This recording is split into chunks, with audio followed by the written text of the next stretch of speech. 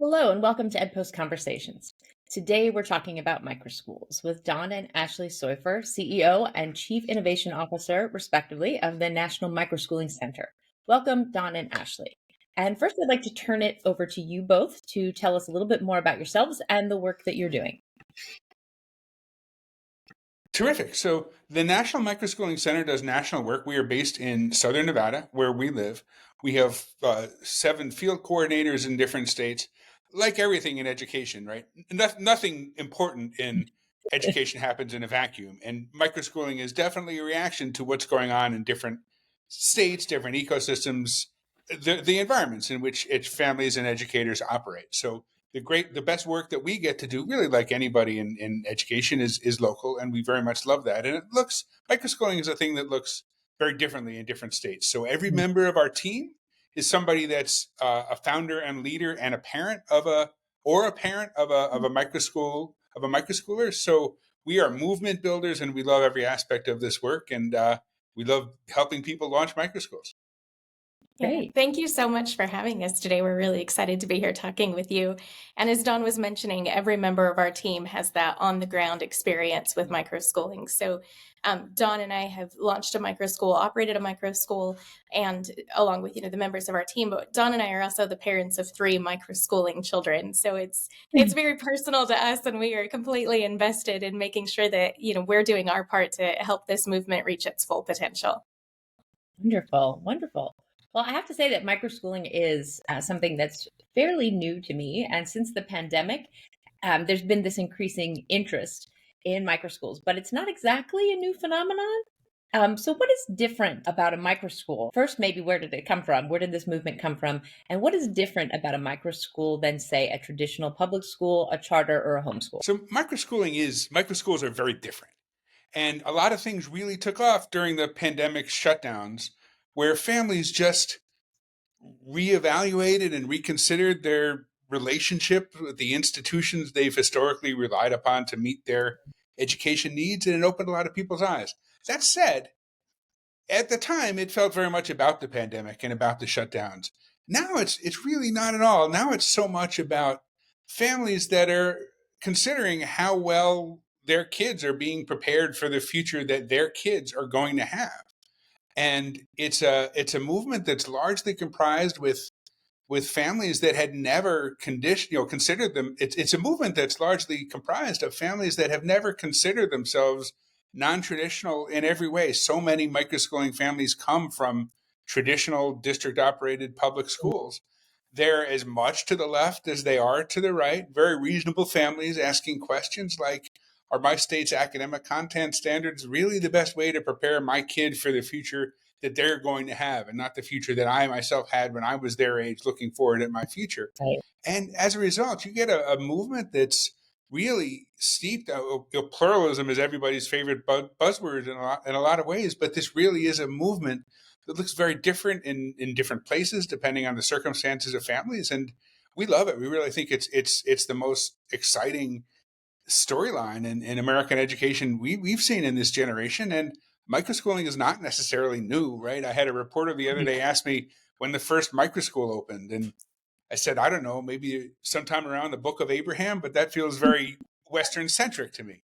The Orthodox Jews have been doing this for a very long time, as have other cultures. And the 1883 model of a multi-age classroom at the time that the chalkboards were moving on trains across the prairies is still a very popular model, though maybe updated with what we now know about pedagogies and maybe technology, maybe not. And it's so in some ways it's not a new thing at all, and in other ways it really is in a early adoption, fast growing mode. Wonderful. So I'm kind of getting a vision here of, thinking about the multi-age classroom and the kind of one-room schoolhouse vibe, where kids are brought together by parents, by the leaders of the schools, by some educators, or maybe those who are not exactly educators, to give them the kind of learning that maybe a traditional public school or a charter is not able to give them, and it's more self-directed, more personalized to kids. Is that how you would describe what's happening in these pods of schools that are growing up around the nation? Yeah, you definitely see communities, families coming together. We love the multi-age approach. It's so exciting to watch children learn from each other and everybody have that chance to be a leader within their micro school. And the innovation that's happening really is unlike anything we've ever seen in any different education sector in the past. Um, the flexibilities that micro school founders and leaders and educators are afforded to be able to shift curriculum a couple Mm. months in if it's not working for a child, to really get to know each kiddo and understand the needs of each child that they're serving and meet those needs. We talk to microschool founders all the time, and they will tell us that their first year, the start of the school year, looked drastically different than the end of the school year because it's so much about the families that are coming in and getting to know those families. It's based on relationships, it's based on knowing who these kids are and adjusting and meeting those children exactly where they're at and being able to provide for their needs. However that needs the microschool founder to shift and adapt, they're able to meet those needs.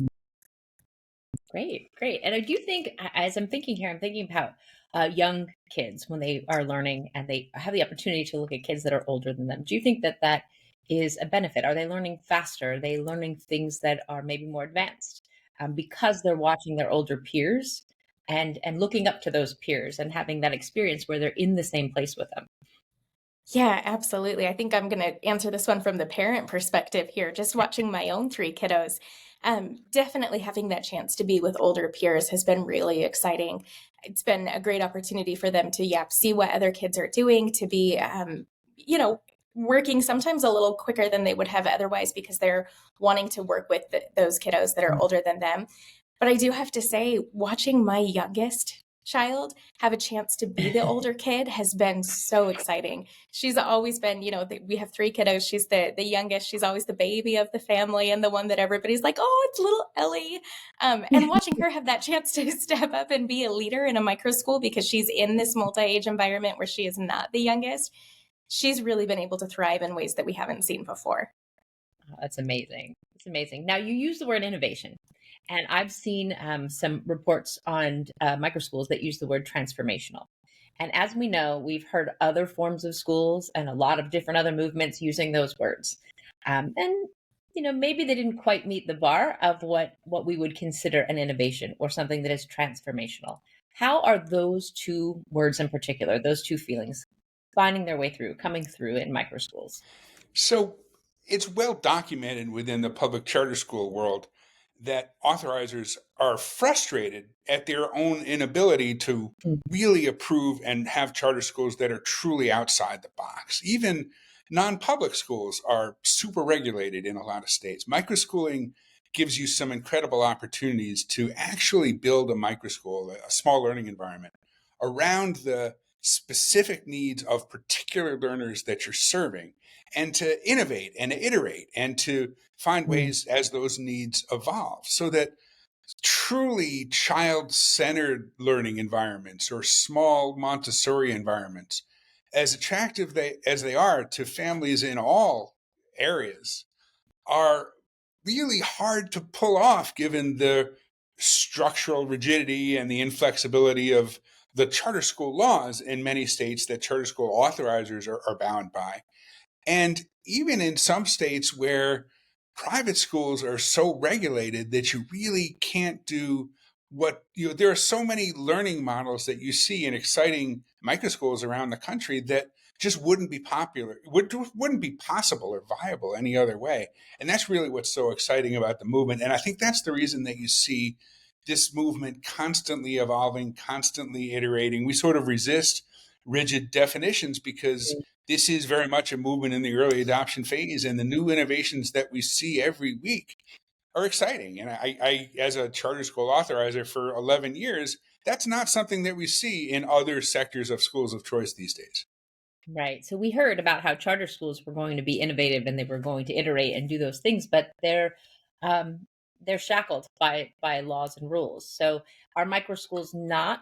Do they not have the same kind of regulatory pieces in place that charter schools would?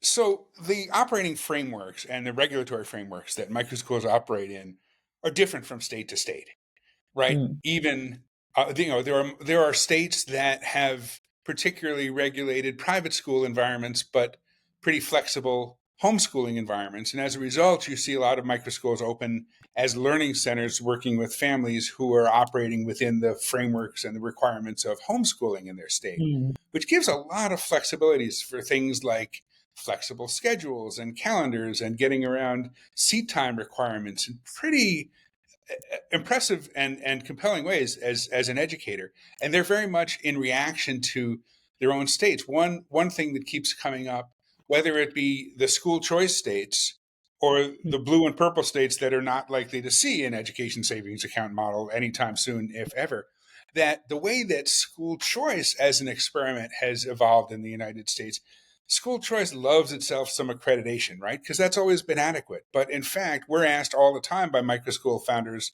in states that it requires accreditation to participate in a school choice program or just even to exist. We have states that regulatory harassment is just easier if you happen to be accredited. But there are no currently incumbent accrediting bodies that really work for microschooling, both the direct, for anyone that's ever led a school through an accreditation process, very few of us are in the position of saying that, yes, that process actually helped our teaching and learning be more effective. That said, for a microschool, it tends to be accreditation generally, right, is staff intensive and about compliance and checking boxes and takes a lot of time. And in things like requiring 2 years of audited financial statements, that can be particularly cumbersome to a small microschool that serves 8 kids. And Right.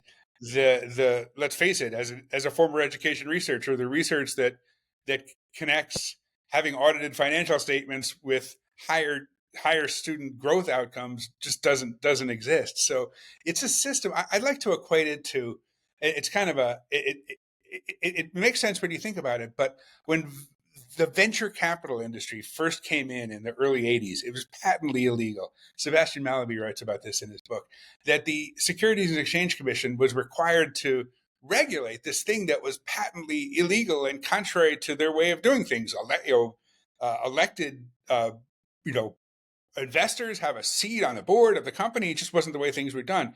But they saw which way the wind was blowing, and as a result, the regulatory regime quickly evolved to a point where that's now quite the norm. I think we're seeing a lot of that in microschools, where the regulatory arrangement in different states didn't anticipate this way of doing things, but now that it does, and powers that be are seeing it's a popular arrangement with families from all sorts of different backgrounds, we're seeing changes to those regulatory ways of doing things in a way that really benefits microschooling, and it gives us good reason for hope that this movement is nowhere near done growing. Right. And you talked about families of all different backgrounds. And I think there's a major misconception out there when we talk school choice that we're talking about wealthy white families. Those that we might initially think can afford private school tuitions and those type of things. But that misconception has transferred onto charter schools and homeschooling and those type of things. So I'd like for you to tell me, what does a traditional, or maybe not, I don't want to say traditional, what does a typical microschool look like? Who are the leaders? Who are the teachers? Who are the students that are sitting in these microschools across the country? Yeah, I think, you hit it spot on. That is a misconception that's out there, who microschools are for. The center's latest research in our 2024 sector analysis shows that 9% of kiddos that attending microschools are above the average income area, or above the average income for the area that they're in. So if we're talking about microschools and who they're for, knowing that the latest research is showing us that the majority of kiddos that are attending these microschools are at or below the average income for the area that they're in is really important when we think about these families and who the microschool founders are serving, especially as we talk about microschools in states where they don't have access to ESAs, where they don't have any sort of funding, and it is a strictly tuition-based model. Microschool founders are incredibly innovative leaders who are dedicated to serving the families that need them most, and they are coming up with some really cool and exciting ways to bring in funding. And in some cases, it's government funding that's not tied to education dollars. In other cases, it's working with businesses in the community to create scholarships for kiddos. And also, we love partnership microschooling. So partnership microschooling is where you've got a host partner that could be an employer, a house of worship, a municipality, And they provide resources like a location, or maybe it's technology. Maybe they can help with staffing for pickup and drop off. And then you've got the technical partner that comes in and handles the teaching and learning and runs the day-to-day micro school. Opportunities like that can really benefit families who, were working hard to keep costs down for. And Don, I'll let you talk a little bit more about the micro school founders themselves and the diversity that we're seeing there. Thanks. That's real important. For every state that is having well-documented challenges attracting and retaining teachers of color, we don't talk nearly so much about the leadership opportunities that those teachers are going to have. And we have states where there are very few private school leaders and public charter school leaders of color. We are very happy to say that when we talk to our sector of microschool founders, our population looks and feels exactly like what those states look like overall. And the number of educators, so many, you mentioned, the charter school movement. In the early days of the charter school movement, you had these life-changing educators that you can remember having had one of in your career that really just changed your whole orientation towards learning. They were getting together in church basements and talking about ways they can really bring innovation to what they're doing. I sort of feel like we don't see that very much in the charter sector these days at all. Not to pick on it, but that's something that I hear a lot as I move around when I talk to the charter community. In the microschool world, you really do have those. And we hear all the time stories like people running charter schools who really were that educator saying, I got tired of having to kick my classroom door closed so that I could teach the way I know that my kids and my families really want me to teach, to have those kids really thrive. Thriving is such an important part of microschooling for both the educators and the learners. And I think that's something that we see. And for those reasons, we do very well at the more fragile ends of the income spectrum. We do very well with populations of children with neurodiversity or other special needs. And it's not surprising. It's really great to see when you have the opportunity to see it in action. Yeah, I think that's really so important, because what people forget is that even the charter school movement originated on the progressive side of the political spectrum, first of all. And when we talk about school choice, there are as many Black and brown families that are dissatisfied with their current options for schooling as there are white families, and that are finding their own ways, whether through freedom schools or different charters or homeschooling, that have been trying to address their kids' needs in many different ways. So to bat down that misconception is really, truly important. And I love the idea that the microschools look just like the people, the kids that are attending, which is also something that we don't hear about in public schools very often, because what we know as white teachers are predominant across the board in schools, and even schools where the kids in front of them are mostly Black and brown. So it's nice to have a more equitable distribution of what people look like. And also something that you've said that I rarely hear mentioned in any kind of school structure is that thriving is as important for educators as it is for kids. As a former educator, I'm like, it would have been so nice to be in an environment where someone felt that it was important for me to thrive as a professional and feel good about my work, as it was for the kids to succeed. So thank you for that. That's really important. I'm sure your teachers appreciate that. It sounds like an amazing experience for kids in a really small learning environment where they can get personalized attention. How many of these microschools exist in the world today? So the best research tells us between 1.1 and 2.1 million kids in this country are relying on microschools for their primary source of schooling. It's a little bit tricky to measure, right? Because again, depending on the framework in a particular state, sometimes microschools are small private schools where, whether they're accredited or whether they're not, that their state's framework allow them to do that. In other states, they're organized as learning centers that serve kids who are observing the homeschool rules in their particular state. We're increasingly starting to hear from school district superintendents, maybe particularly in the states where there are school choice programs, that they're very afraid of losing their best teachers to create microschools of their own, so that even within public education, depending on the flexibilities and the autonomies that those organizations are allowed to have and to provide, we're seeing a reaction. As this broader school choice experiment has taught us can happen when things are going well, where we're seeing public schools look to embrace aspects of microschooling. And we often say, when we have them come and visit our microschools, largely it's a function of how much autonomy you're actually able and willing to give those microschools to create the program and operate it in the ways that are important to those children being able to thrive and those educators being able to do what they know is best to meet the particular needs of those kids. So we find a median size of 16 kids in a microschool. They tend to, like other schools of choice, they tend to start small and grow organically, which is great. In schools of choice, in charter schools, they love to say the slow growth model where you can start with a base of kids and really build a strong culture and then grow with that culture already intact is preferable within other schools of choice area too.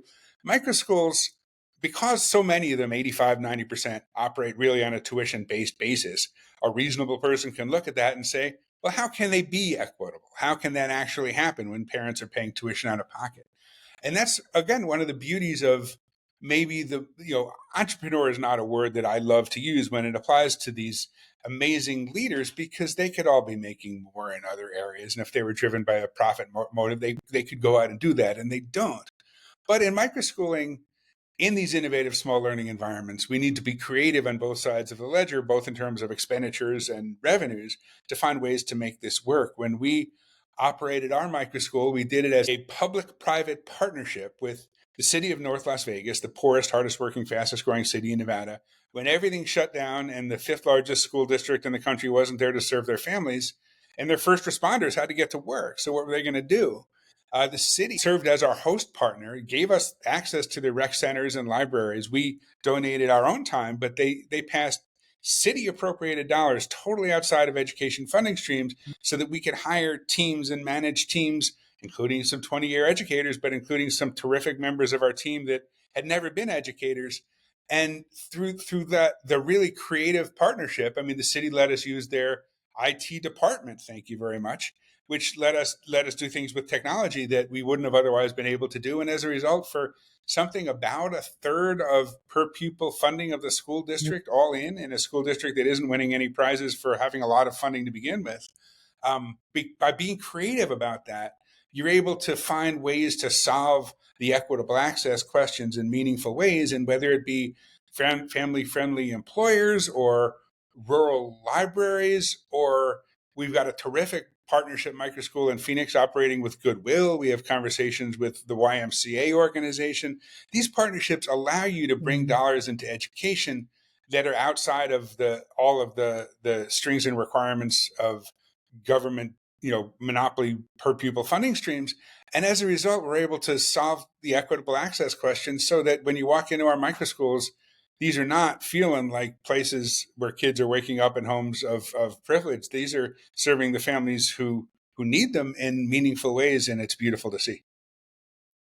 Wonderful. Now, how much does it cost on average for a student to attend a microschool? I'm sure it varies by school, but if I were going to look for kind of an average number, roundabout figure for how much it would cost me to send a child to microschool, what do you think it would be? Okay, it varies a ton depending on the state, right? And cost of living really matters. Mm-hmm. In most places, I think you would generally find that $1,000 a kid a month is sort of at the high end of what's charged. And this raises another good question about the diversity of the models that we see. In places that microschools are serving kids under the homeschool frameworks within their state, they're not stuck with the seat time requirements that other schools would be, which allows microschools who are very much active partners with families in their child's education trajectories to offer a part-time or a hybrid schedule, and then they can adjust their pricing accordingly, which actually does help many of them solve equitable access and affordability questions, because they're able to basically prorate the amount of time that they're charging for because kids are there. And there are communities that we work in that becomes especially popular, where there are other states that we talk about homeschooling like it's some sort of biblical right, but in fact, in this country, it really wasn't officially legal until the mid 1980s in most states. And in many states, families don't have all of the flexibilities for homeschooling that in other states we take for granted. So how it looks and how it prices is different. But I think it's fair to say that they're definitely lower cost options than most, if not all, non-public schools in their community in terms of how it compares to all-in per pupil funding. it's always substantially lower, and that's for any number of reasons. And staffing is thinner and smaller, and our resources are our microschool founders are savvy about the decisions that they make and the resources that they utilize to be able to keep costs low. And I think that's a part of the reason that it's enjoying the thriving that we're seeing. So a lot of ways to get around access to microschools, and making sure that people have access if they want it. And it sounds like it's not much different of a cost. If I were, say, going to move my child from one public district to another, I would still have to pay a comparable fee to send them to a district outside the one that we're zoned in, even if it were looking at free public school. What about teacher certification? So you said some people were not educators. So some are certified educators, some are not. How does that work with both finding educators who may be a little bit skeptical about stepping into a space where some aren't certified, or on the other end of it, convincing those who aren't certified educators that they certainly do have the knowledge to teach in a room full of students? Yeah, absolutely. So it's been really exciting to watch children thrive in settings where they are working with a variety of different adults.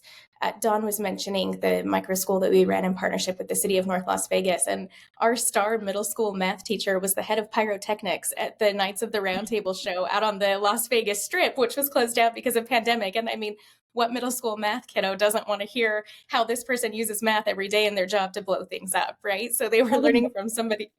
Yeah, they were learning from somebody with this hands-on experience in a way that they hadn't had a chance to before, and that was very exciting. And for educators who have been in a system for quite some time and are looking at maybe stepping out but are a little uncertain, microschooling just offers a real appeal. You guys were talking before about, it's not just about kids thriving, but it's about educators thriving as well. And it brings me back to one of my favorite stories that I have of a microschool founder. It was her first weekend, and she called me at the end of the week, and her voice sounded very panicked. She's like, Ashley, I'm like, okay, it's okay. What's wrong? Let's talk. And she's like, I had to call you right away. I had to tell you, this is the first week that I've ever been able to eat lunch every single day of the week. And I just thought, man, that's really exciting. I'm so happy that you're able to eat lunch every day now. So it's really bringing a variety of educators from, folks that have been there in systems for 20, 30 years to people that are just leaving colleges of education and saying, I learned so much about what I don't want to do. Now I'm ready to start out and try something different. To folks that are making career shifts, that are looking to give back to the community and finding ways to, whether it's launch their own microschool and be the lead educator, or partner with other microschools and give of their time. There's one microschool in Las Vegas that we work with that has an amazing science teacher who's done all sorts of exciting things with water conservation and amazing additions in the science field. She's had works published, and she's in teaching microschool kids a couple hours a day, twice a week. And it's just so exciting for them to learn from this expert who has all of these qualifications and has built their career doing what they're now teaching about. I feel like I want to go to a microschool. I think, if I had learned math from somebody who did pyrotechnics, or, we talk all the time at EdPost about kids might be more interested in math if they learned those real world applications and figured out like why math is important and in interesting and fun ways.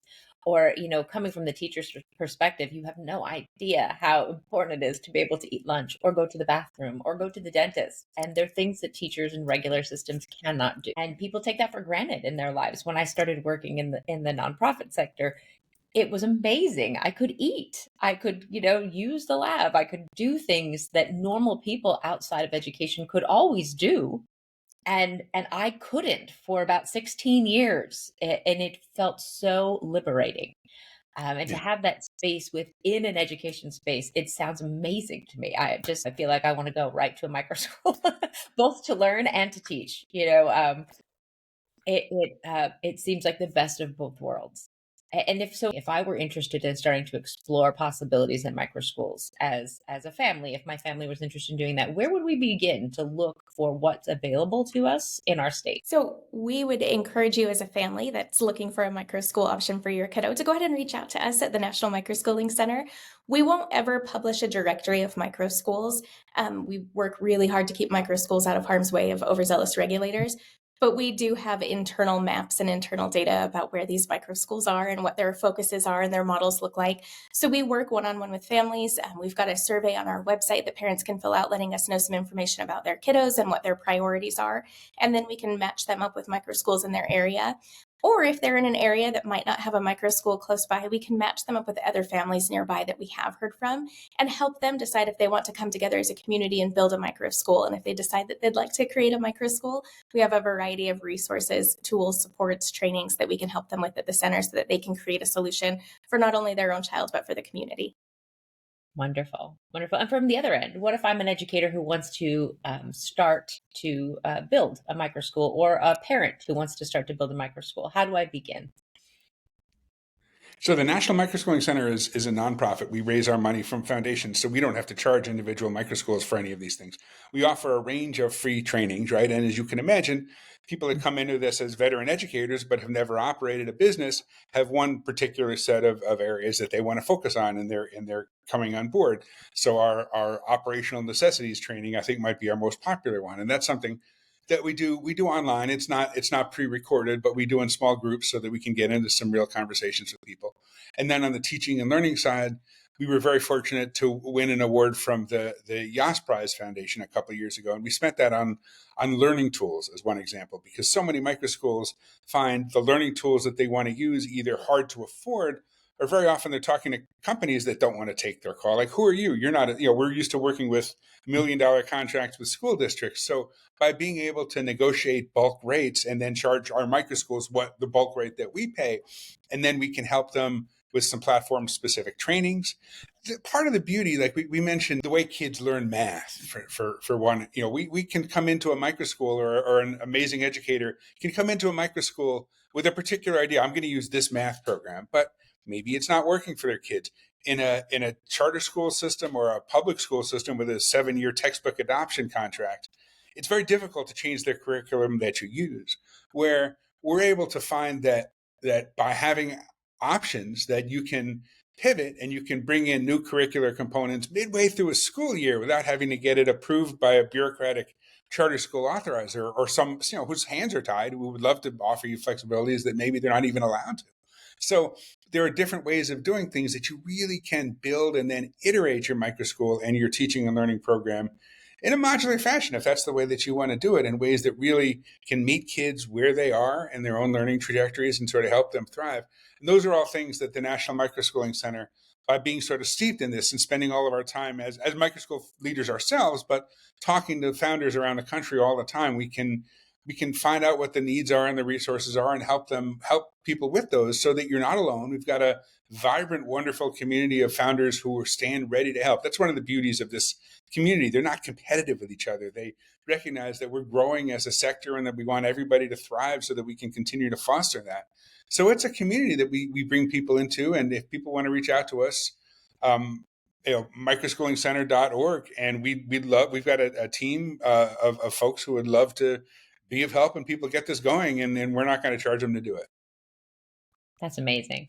It's amazing. Now, one thing that you said, and we talk a lot about accountability and student success, and one thing that you said, about you don't have a directory and you're trying to keep all of your schools safe from overregulation, and we get the overregulation piece of this and how it stops that innovation and all of those things.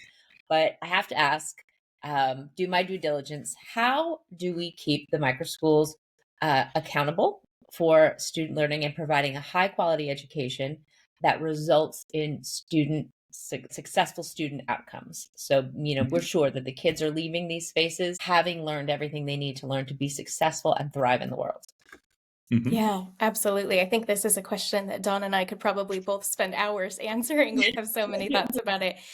So I'm going to take the opportunity to jump in really fast and say my part, but I'll be sure to leave time for you. I'm going to shift again and answer this as a parent. I know my kids. I know what works for them. I know where they're thriving and I know where they're not.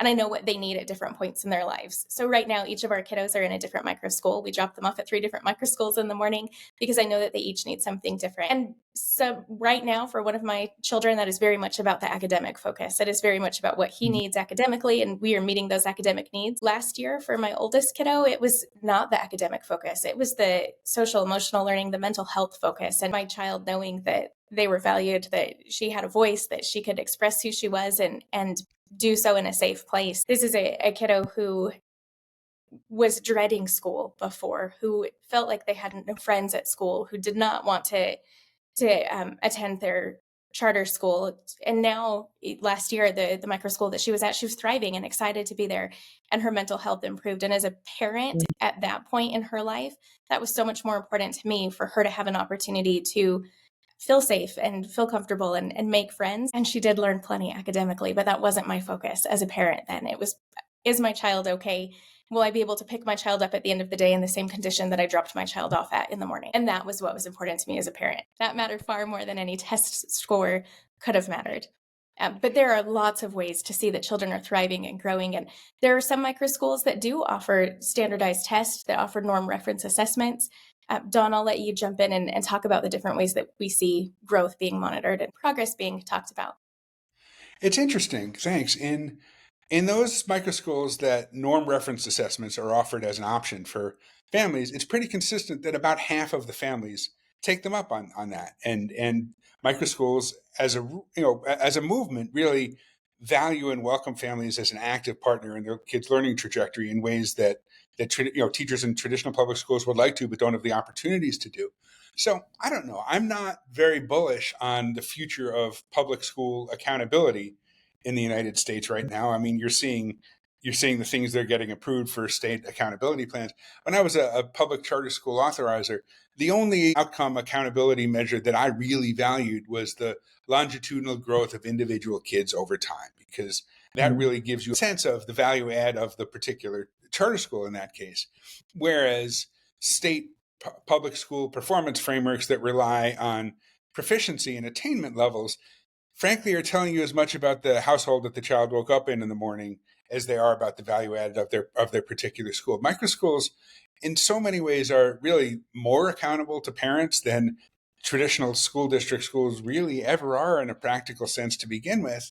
And when you have vibrant ecosystems of microschools, like here in Las Vegas, you've got about 25 totally different microschools within about a 10-mile radius.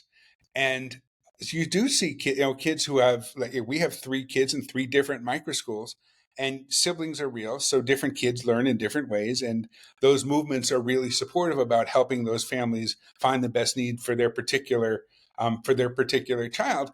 And real life happens, right? Families move out of state for whatever reasons. Microschools recognize that families might move and have to go to a traditional public school.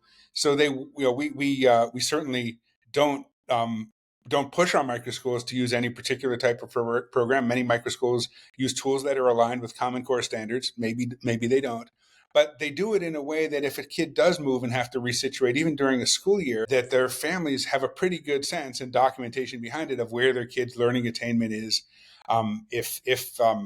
whether it's aligned with state content standards or not.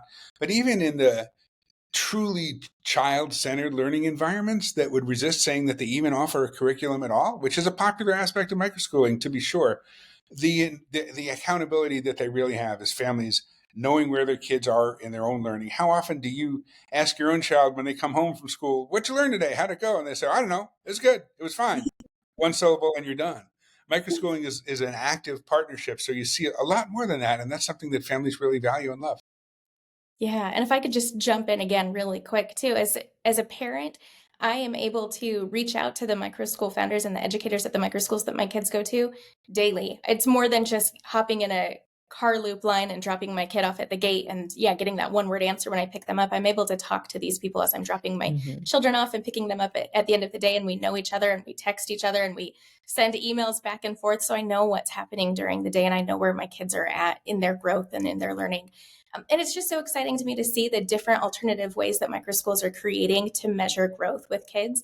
Everything from tracking goals, whether they're academic or non-academic goals, the number of goals being set, the number of goals being met, the reflection that's happening, and the way that goals are changing as the children are reflecting on them. That's one of my favorites to see.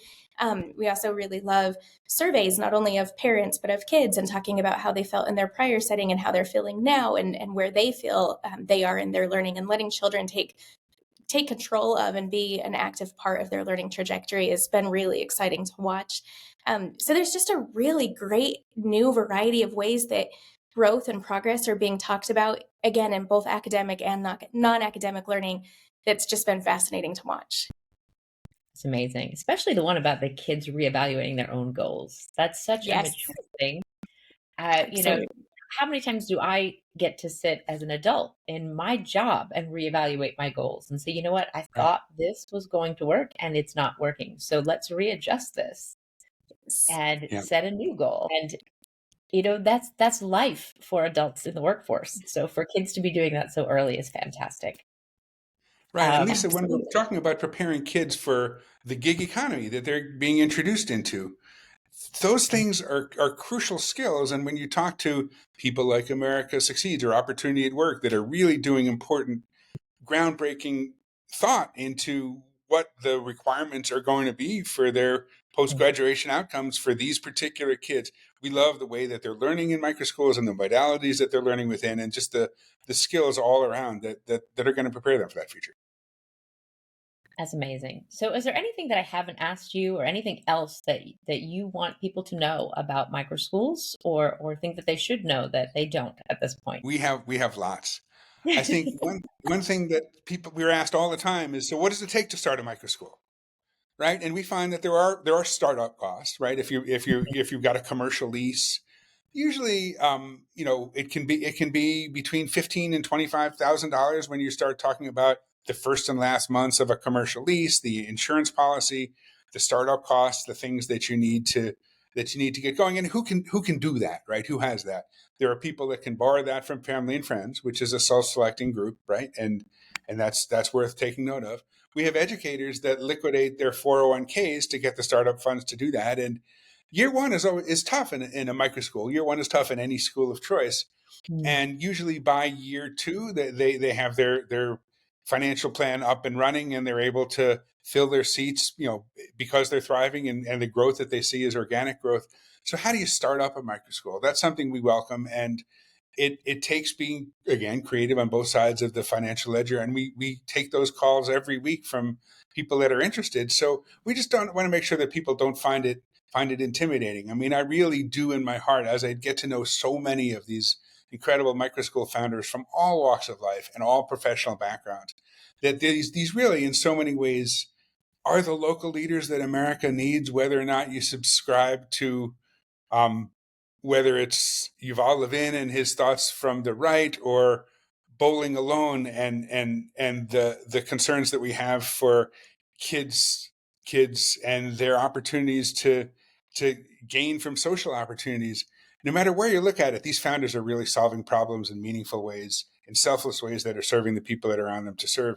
And there's lots of ways to get into this. So people shouldn't find it intimidating. And the challenges that come with being a microschool founder are some you'd think of and some you'd expect, and maybe some you can benefit from learning from other people that have already done it before. But we love welcoming those people into the movement. And this is a movement where all are welcome. And we love doing taking all the steps that we can do to make sure that everybody has the opportunity to thrive. Wonderful. Yeah, it's just an exciting community of individuals who are really there for each other in ways that you don't see in many other spaces. So whether it's a microschool founder that is operating a very conservative microschool standing up next to a microschool that's operating specifically for LGBTQ plus youth, and they're both saying, hey, my program might not be right for your families, but I recognize that you are serving your families well, and I am here to support you and help you with what you're doing. It's been so exciting to watch microschool founders support each other and realize that there is such this need for a variety of different models so that every child can find a place where they can thrive and feel supported and be successful. And just to the incredible microschool founders that we work with every day, we're so grateful for them and the work that they're doing. There are a lot of people doing really great work trying to improve systems out there, and I'm thankful for them as well. But as a parent who's got kids that need an education right now, I am grateful for those impatient leaders that are setting out and creating a solution in their community without waiting for somebody else to give them the approval to do so. I love that. Impatient leaders that are just taking the bull by the horns. And you know what you mentioned about different leaders with schools for different purposes, realizing that, you know, what I'm doing is not right for you, but you know, hats off to you for creating something that does and supporting one another. So important in an education environment that's been so polarized in the recent years. And, you know, critical to be able to come together for a common purpose. So kudos to you for creating an environment where that can exist and where people can support one another and even realizing each other's differences. Such a refreshing space to realize that people can still do that, reach across difference and be supportive of one another. So I commend that. So well, thank you both, Ashley and Dawn, for being here and talking with me today. I have learned so much about microschools. And I look forward to seeing, you know, as your movement grows and what you're able to do out there in the world. Thanks, it's a real you. pleasure. And for everyone else who's enjoyed this, please share with everyone, like and subscribe, and come back for another EdPost conversation.